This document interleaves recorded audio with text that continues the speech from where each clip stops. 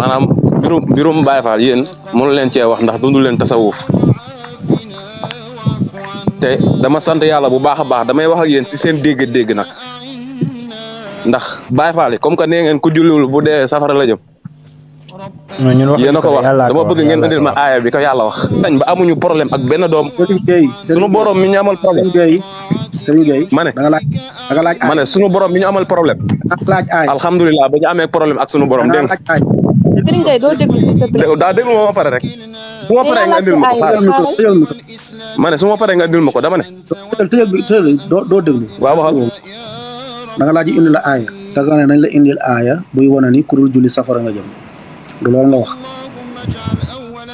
yàlla moo wax ci alquran dafa ci suratul mudaththir mu ne mook malaaka yi dañoo xool waa safara ne leen maa salakakum fii saqar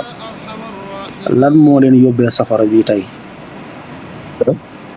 ñu tontu ñu ne qaalu lam naku minal musallin